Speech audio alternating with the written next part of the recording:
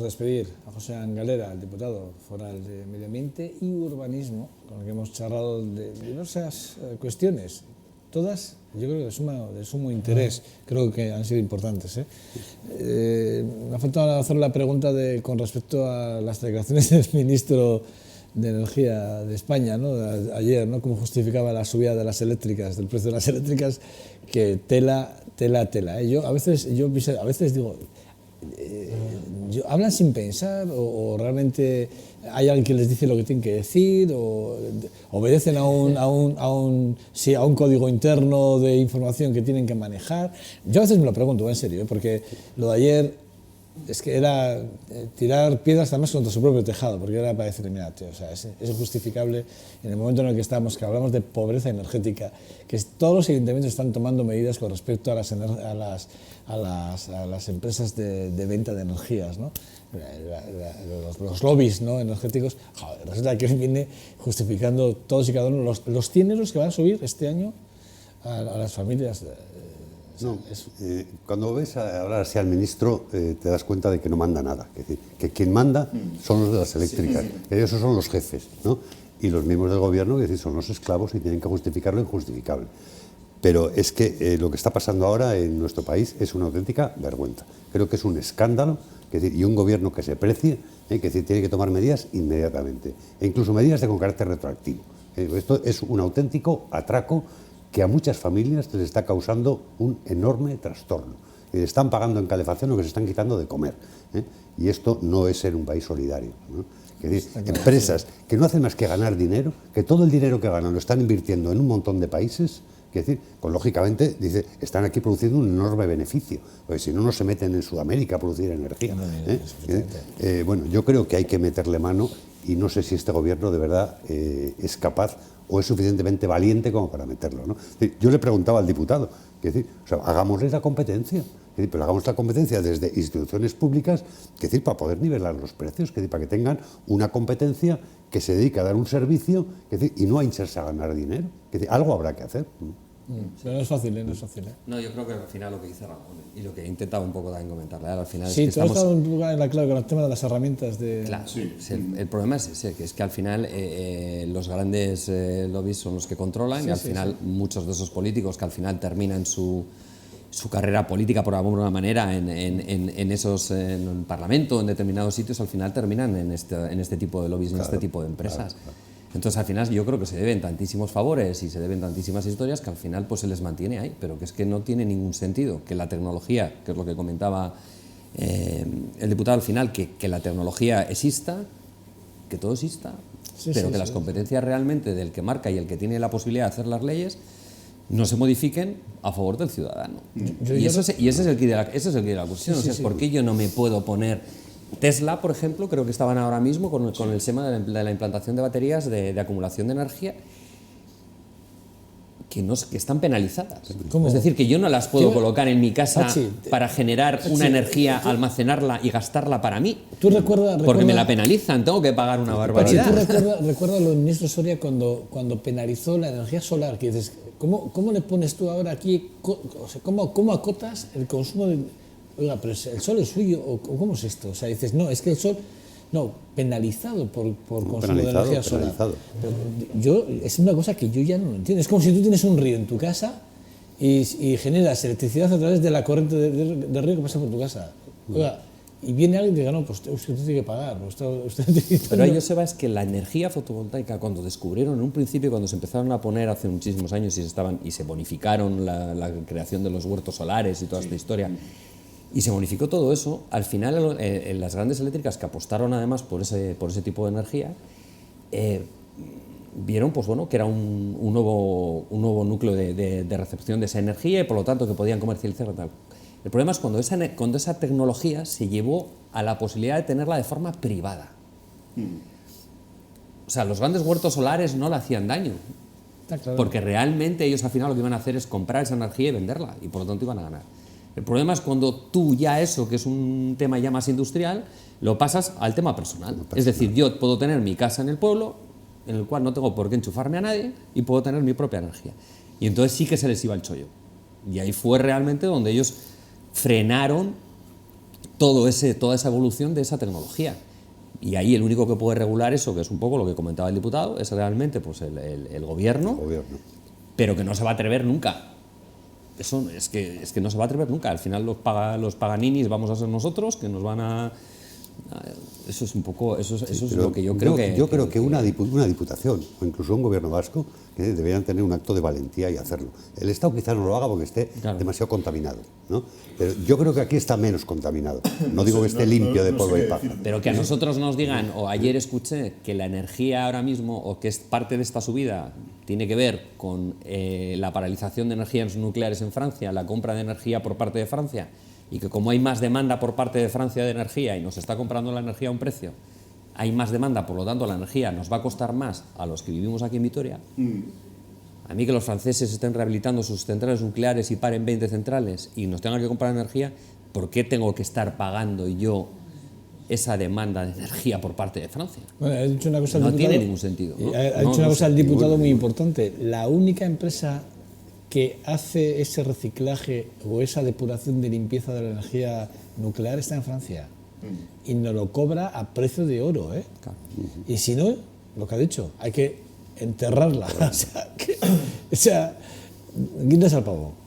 No, o sea, echarle guindas al pavo. Es decir, es una cuestión que dices, bueno, o sea, yo no sé, no, la verdad es que es un tema, tú lo has dicho, al final ellos, quien manda en este país son dos tipos de empresas.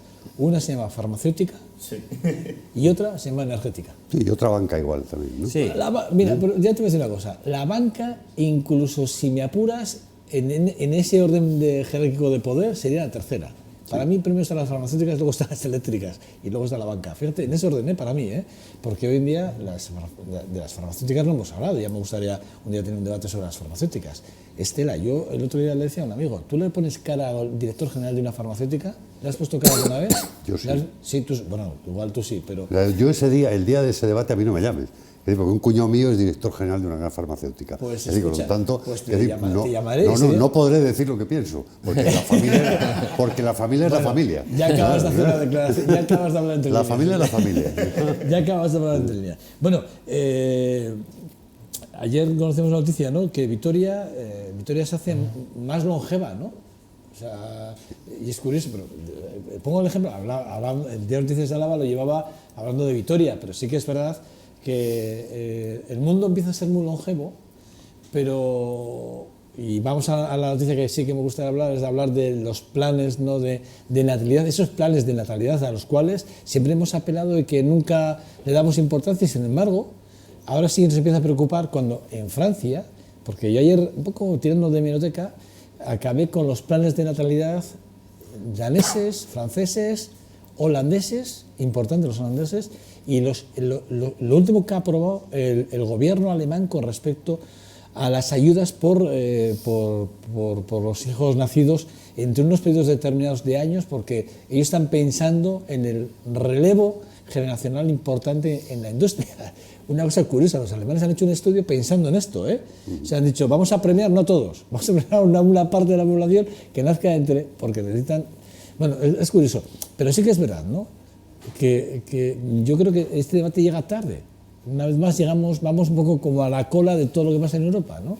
Sí, yo creo que esto no se ha pensado, ¿no? Es decir, pero en una Europa que cada vez se hace más vieja, un País Vasco que se hace más viejo, y en concreto nuestra mini comunidad de Vitoria, somos cada vez mucho más los viejos que los jóvenes. Es decir, hoy nacen menos de los que mueren. Esto, con lo cual, yo ya lo miro desde el punto de vista interesado. ¿Quién me va a pagar a mí la pensión dentro de 5 años, de 10 o de 15? ¿no? Esto hay que fomentarlo. No sé si el poner dinero es suficiente. Yo creo que no. Yo creo que hay que hacer muchas más cosas, ¿no? Pero bueno, las instituciones se pueden mover hasta donde se pueden mover, y lo que sí tienen que hacer es promoverlo desde su ámbito de competencia, ¿no? Y ayudar un poco, quizás sea un poco de ánimo, ¿no? Porque si no, esto se nos va a llenar de inmigración, es decir, para cubrir todo eso que no se produce, en este caso niños, en nuestra ciudad, con lo cual vamos a una despersonalización de nuestro territorio, que es una auténtica pena. Tú hablas, presidente, es una cosa muy importante, no todo es dinero. El tema de la conciliación es sumamente importante. Ayer, no sé si fue ayer, Miquel, igual tú me puedes corregir, pero no sé si fue ayer o esta semana, alguien hablaba de poder llevar los colegios a las zonas industriales, porque en Europa una de las cosas que se está haciendo desde ya hace unos años es que los colegios no están en los centros de las ciudades, están en las zonas industrializadas donde trabajan los padres. De hecho, no se mide por qué barrio vives, sino dónde trabajas para que tu hijo puedas escolarizarlo de alguna forma. O sea, quiero decir, es que has dado la clave. No solo es cuestión de dinero y de premiar a aquel que tal, sino que además tiene que ir dotado de otro tipo de medidas que pueda ayudar, evidentemente, a que la conciliación, o sea, y la vida familiar, no sé, sea propicia para poder tener hijos. O sea, es un poco... La cuestión de la natalidad o los planes y incentivos de natalidad se está llevando mucho al dinero, a la subvención, pero creo que está faltando, en cierta manera, una visión estratégica del conjunto. Es decir, ya no solo... Paramos un momento. Ahí va. Quédate con tu respuesta. Pues yo lo que creo es que sí es cierto que estamos yendo mucho al tema de subvenciones, cómo subvencionamos a la familia, pero en planes de natalidad nos falta un poquito la visión estratégica. Ya no solo es la conciliación familiar, que es muy importante, sino también los recursos que destinamos a las familias jóvenes o los recursos que destinamos a los propios niños, ¿no? Tener un buen sistema educativo es muy importante para fomentar incluso la natalidad. O sea, que la educación no pueda suponer un sobrecoste, por ejemplo, los libros de texto para las familias. Bueno, pues ya, o sea, nos faltaría un poco esa visión estratégica que igual en otros países del norte de Europa sí pueden tener. Yo creo que... Yo diciendo un poco ayer, cuando mandaste un poco la noticia y tal, y también estuve mirando, pues al final, yo creo que el tema económico, es decir, que al final a mí me subvencionen 600 euros por niño, me subvencionen, y que quede muy bonita la cifra de que aumentamos un 50% las subvenciones, es decir, que me van a dar 900, pues realmente eso no sé hasta qué punto me puede incentivar a mí a tener un niño más o tener un niño menos. Yo creo que los esfuerzos deberían de ir, y lo puedo decir porque a nivel profesional sí me tocó hacer un proyecto para un tema de una escuela en una empresa además importante de Vitoria, para tener la propia guardería, basándonos además en un ejemplo que yo creo que es muy, muy llamativo de lo que has dicho tú, que es la ciudad, la escuela que tienen dentro de la ciudad del Banco de Santander, ¿no? En Madrid. Y estuvimos viendo, en aquel caso estuvimos viendo allí en la ciudad del Banco de Santander cómo lo habían hecho, y una de las cosas que decían era no solamente tener al niño cerca del lugar donde trabajas, sino que en ese recorrido que te acompaña el niño hacia el trabajo y hacia la escuela, existe una relación entre el padre y el niño que muchas veces en otros casos no se puede dar, porque lo mandas a un autobús a no sé dónde, ¿no? Y decían los padres que una de las cosas buenas que tenía es que durante ese trayecto había una comunicación con el niño. Hablaban de de cosas que igual en casa no habían podido tener tiempo, porque allí se vive de otra manera en Madrid, a poder argumentar en casa, ¿no? Y eso lo estuvimos intentando extrapolar a una empresa de aquí, de Vitoria. Y el problema que nos encontramos es que ahí no existe ningún tipo de subvención, al revés, existen muchas dificultades. ¿Por qué? Porque la reglamentación para montar una escuela infantil dentro de un edificio industrial o en las cercanías de un edificio industrial requieren de una normativa, sobre todo sanitaria. Tienes que tener una zona de recreo, tienes que tener una serie de cosas que no se pueden dar dentro de una zona industrial. Y luego, por tanto, no te van a dar la autorización para que eso se pueda convertir en una escuela infantil. Entonces yo creo que si la ley lo que hace es primar a que las empresas tengan sus espacios para poder acercar las guarderías a las zonas de industriales, tendríamos una salida y quizá el dinero debería de ir ahí. Es mi opinión. Más que a los 900 euros que te puedan dar a ti o a mí, bueno, a mí ya no, pero a cualquiera por tener más niños, ¿no? Y yo creo que nos estamos equivocando. Quedan muy bonitas las cifras en el periódico. 50% de subida, 70% de subida. Eso no nos va a llevar a ningún lado, yo creo. ¿Creéis que, como decía en este caso Miquel, un plan estratégico debería de contemplar esa unidad familiar dentro, o sea, es decir, el ámbito laboral, ¿no? Está claro, ¿no? Que es lo que tú decías y que yo creo que es importante, y porque, repito, en Europa, Alemania está pensando en esto. Alemania Dinamarca concretamente creo que tiene más del 60% de los centros educativos en zonas industriales. Francia empezó hace 4 años a que los nuevos barrios no tuviesen los colegios, sino los tuviesen en las zonas industriales que se estaban generando nuevas, ¿no? Es decir, que es un poquito... Y luego el horario laboral también. Sí, Joseba, no. Es porque al final tienes que luchar contra muchas cosas. Es decir, al final conciliar... Si vivimos con horarios partidos, de trabajo partidos, etcétera, pues al final yo entiendo que es muy complicado. Es que España con Europa tiene complicado. una desviación de casi 4 horas de diferencia con los horarios laborales europeos. O sea, es muy complicado. Pero ya no solo eso. Yo cuando hablo de planes estratégicos para fomentar la natalidad, por ejemplo, estoy hablando de vivienda, es decir, en Europa, en Alemania, en Berlín, tiene un parque público de vivienda en alquiler a la que familias jóvenes se pueden acoger por un precio asequible y realmente son familias que están toda la vida viviendo de alquiler y son familias con 1 o 2 hijos. No sé cuál es la natalidad en Alemania, tal vez no sea, porque esto es un mal que nos está pasando a toda Europa, eso es cierto, que tú dices, tenemos un mundo envejecido, tenemos un primer mundo muy envejecido. Hay una clave que ha dado Ramón que igual ha pasado desapercibida, el tema de la migración. Claro. Y además hay que hacer un poco énfasis en ello. Quiero decir, quien realmente está manteniendo el tipo en la media del índice de natalidad hacia arriba es la migración. Es que sin inmigración igual ya no teníamos pensiones. ¿Cómo? Es así. No vas desencaminado. Igual habría que hacer el cálculo. A ver, o alguien nos tenía que dar ese dato, claro. Son luego los más denostados, por otro lado, ¿no?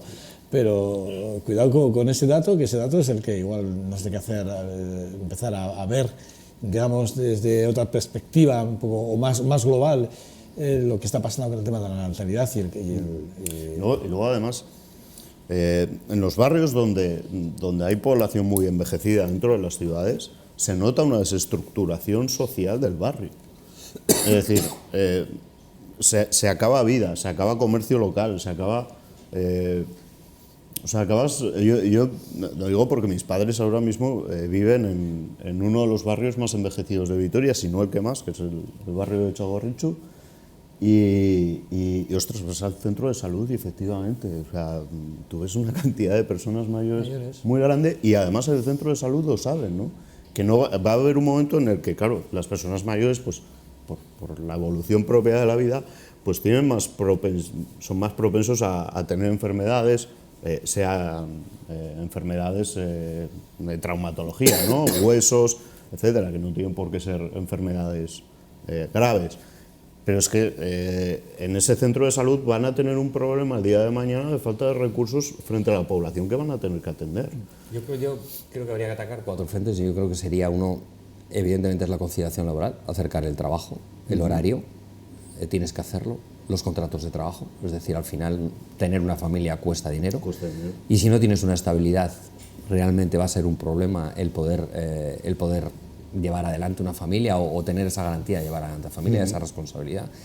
Luego, por tanto, hay un tema económico importante, de trabajos mucho menos precarios, por lo tanto, más que más pagados o menos pagados, sino con más posibilidades estables. Y esa sería un poco la línea. Y luego, pues en el tema, se me ha ido un poco, pero bueno, esos 3 puntos un poco serían para mí los más importantes. Y luego el retorno de toda esa gente joven que al final se ha marchado fuera y que tendríamos que crear suficiente capacidad o tener capacidad para poder hacer que esa gente, que son nuestros jóvenes que están ahí, que han terminado la carrera, vengan aquí y puedan trabajar aquí, porque al final poco hacemos si tenemos muchos niños, se crían, les educamos, les pagamos una educación perfecta por parte del Estado y cuando llevan 22 años se marchan a Alemania a trabajar. ¿Sabes dónde está? Tendríamos un poco ese problema. Entonces yo creo que esos 4 puntos podría ser, no lo sé. ¿Sabes dónde está la clave para mí? ¿Dónde está la clave? Y además, probablemente esos puntos habría que sumar alguno más. Sí, bueno, o sea, estoy de acuerdo con esos, pero alguno más, ¿no? Porque Miquel ha dado con el tema del alquiler, que es verdad, es facilitar, ¿no? Es decir, pero está la precariedad laboral, que ahora también penaliza mucho, porque a ver quién se mete ahora, quién quiere tener 2 hijos o un hijo, quién puede pagar el colegio de 2 hijos, o la universidad cuando vayan a la universidad. Te pones a pensar en todo esto y dices, bueno, a ver, me da miedo mirar hacia el futuro, ¿no? Sí. Pero yo, ¿sabes? Para mí no está la clave está quién hace este tipo de estudios, y, ¿sabes? Yo siempre pienso lo mismo, digo, es que detrás de estos estudios deberían estar los antropólogos y deberían de estar los sociólogos. Y sin embargo, quienes están detrás de estos estudios no son ni los antropólogos ni son los sociólogos, que pueden tener una visión mucho más global, porque hay informes por ahí que son verdaderamente verdaderos ensayos y además muy futuristas. Es decir, no sé, solo hay que leer. El otro día hablábamos aquí con Roberto Lastra, hablábamos de Bauman, que acaba de fallecer, y resulta que Bauman a los 72 años, cuando empieza a escribir en inglés, nos damos cuenta que es un gran pensador de la sociología mundial, ¿no? Dices, ostras, y ahora que se ha muerto con 92, nos damos cuenta que Bauman, que habla de la vida líquida y la transformación de todo lo que es el concepto líquido en la vida llevado a la globalización, nos damos cuenta que efectivamente un pensador como él nos está indicando ya desde hace casi 40 años cuál es el devenir del ser humano en Europa, ¿no? y para dónde transita, ¿no? Y cuáles son las necesidades. Pues a Bauman no lo ha tenido en cuenta nadie para este tipo de estudios.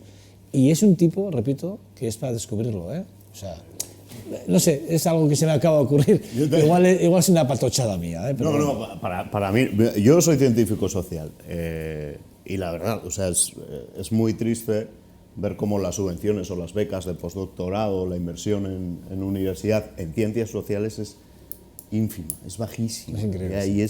Y es de echarse a llorar. Y con un poquito más de dinero podrías hacer unos estudios muy buenos, y que luego pueden servir a la administración pública para implementar políticas y estrategias en este sentido. Yo estoy muy decepcionado y siempre lo digo, ¿no? Vale, invertimos mucho en las ciencias naturales, más técnicas, me parece muy importante, pero no abandonemos las ciencias sociales porque tienen que aportar. Ramón, tú ya cobras la pensión, a ver si la cobramos los demás. No, yo espero que la cobréis, ¿no? No lo tengo claro. No, yo espero que la cobréis. Yo lo tengo claro. Yo estoy convencido que la vais a cobrar. Yo creo que no. Lo que no sé es quién la va a pagar. Es decir, ¿la va a pagar el Estado de fondos públicos o la van a pagar los nuevos? Pero a la gente no... Comentaban hace un tiempo, yo oí una vez diciendo que los que estaban naciendo ahora en estos años, que uno de sus problemas no iba a ser el paro.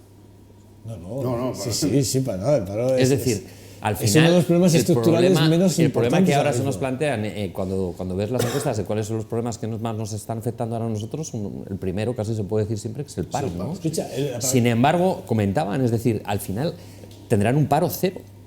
No es que tengan un paro cero, es que no habrá personas suficientes para poder cubrir los puestos de trabajo que se me van a necesitar. Escucha, el paro técnico se calcula que es un 5%, ¿no? Y ese 5%... por debajo del 5%. Por debajo del 5%.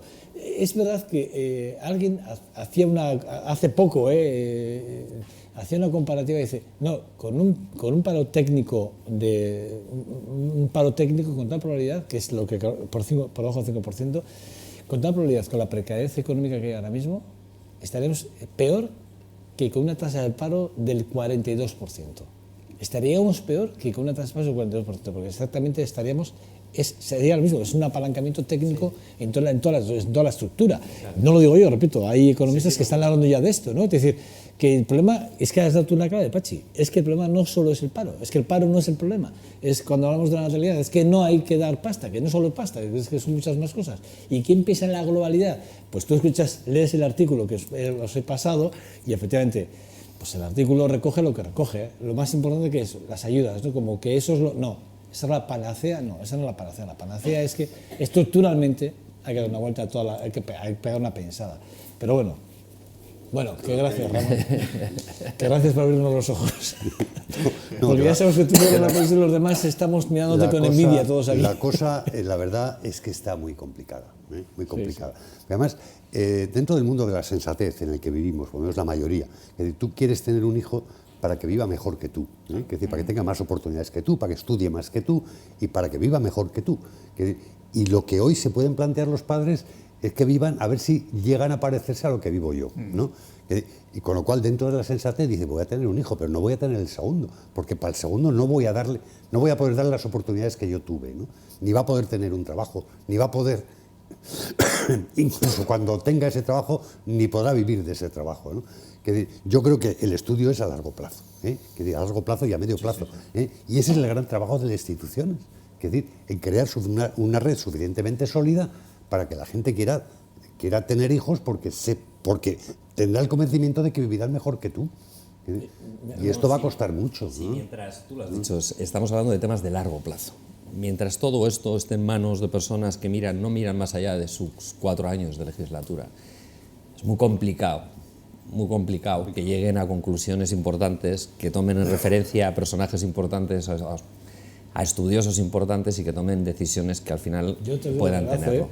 Creo que eso es un poco el kit, porque si estuvieran pensando, si fuera un técnico de 30 que sabe que va a estar como técnico 50 y que le desarrollas un plan a 20 años y que le das potestad para desarrollarlo, sí, pero mientras sean personas que van rotando, que el técnico que está hoy por encima tiene al político que cuando no le gusta lo cambia y lo quita y lo pone y lo quita y tal, mientras estamos pensando en o estén pensando en cubrir su silla durante 4 años, estar sentados durante 4 años y no sepan si van a estar más, es muy difícil desarrollar ningún tipo de estrategia a largo plazo. Yo creo que eso es lo que nos va mal, que nadie piensa más allá, ¿no? Yo creo que eso es un poco... Sí, pero el técnico al final depende de un político y cuando el político cambia, cuando la política cambia, ese técnico se puede ir a casa o algo por tanto. Yo no sé, igual estamos hablando de... Pero, o sea, para una de las cosas que dice Pachi y que se visualiza son las leyes de educación.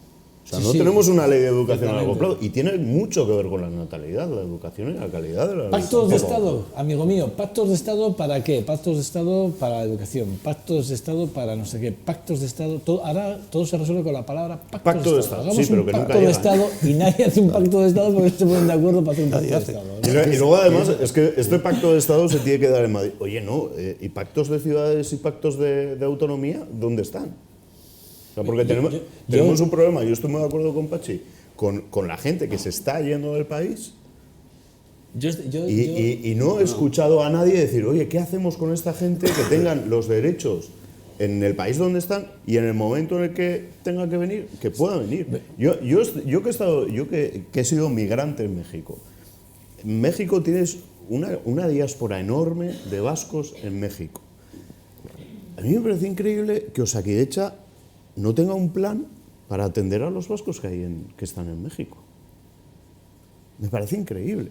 Y yo tuve que contratar un seguro privado para vivir en México. Solo hacer un paréntesis, que sé que quieres decir algo, pero una breve. Con el tema de los presupuestos municipales, por aquí han pasado todos los portavoces y el alcalde también, ¿no? Y es curioso porque yo acordándome de cosas que decía cuando estaba en la radio, es que yo me estoy viendo exactamente igual que en aquel momento, hablando un poco de lo cortoplacista que se puede ser políticamente hablando, ¿no? Pero yo sí que es verdad que yo recuerdo tener el mismo mensaje, decir exactamente lo mismo que hace exactamente 14 o 15 años, o 30.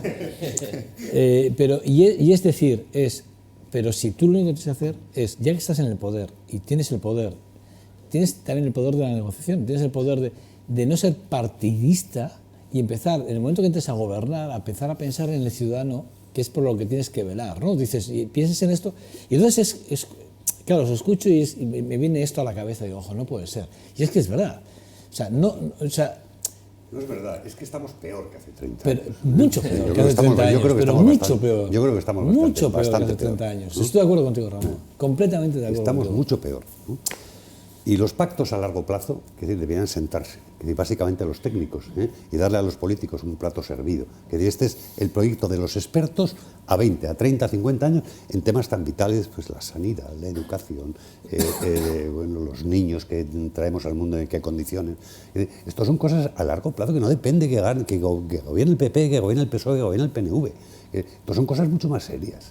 Son mucho más serias. Por lo menos en algunos capítulos debería de ser, hombre, yo lo no sé cómo decirlo, ser tecnócratas en la política, es decir, ser técnicamente... Los informes tienen que ser técnicos, si lo que falta no es ni técnicos, ni informes técnicos, ni nada de esto. Lo que falta es liderazgo en la clase política. También. Pero liderazgo bien entendido, no como porque ahora decimos, un líder, ¿no? Bueno, aquí cualquiera es líder ya, o sea, no, un líder es mucho más que un dirigente político. Sí. Bueno. Y luego la partidocracia. Bueno, la partidocracia es otro tema. Ramón Garín, la semana que viene sea... Feliz fin de semana. Y frío. Bueno, frío, va a ser la temperatura este fin de semana. Miquel Gómez. Gracias, Pachi Gómez. Muy bien. Gracias. Por cierto, la verdad es que, o sea, Vitoria es un lujo, vivir en Vitoria, Sí. Es un lujo vivir en Vitoria, La calidad que tenemos en Vitoria. Aquí nos quejamos porque no hemos llegado a la perfección, pero reconozco que estamos mucho mejor que gran parte de nuestro entorno. Pero nos quejamos de vicio, sinceramente. Nos quejamos. Gracias. Sí, que no lo compartes. Claro. Nos quejamos de vicio, estoy de acuerdo. Vivimos muy bien, pero tenemos que seguir trabajando para seguir viviendo igual de bien. Sí, vale, yo creo que Vitoria en ese sentido. Y yo creo que es más por el ciudadano que por el político. Sí, eso sí. También es verdad. Bueno, gracias, vale. Nosotros hasta aquí, este 2.5 que estéis. Nada, desearles que pasen un feliz fin de semana, que aprovechen el tiempo con las familias y los amigos, que desconecten y se relajen. Que es, en definitiva, que es lo que hay que hacer. Les esperamos el lunes aquí en este 2.5 que estéis, en esta su casa en VTV. En nombre de todo el equipo que hacemos posible este trabajo, créanme, duro trabajo a veces. Bueno, pues gracias por seguirnos y nada, les esperamos el lunes, ¿vale? Agur, sean buenos.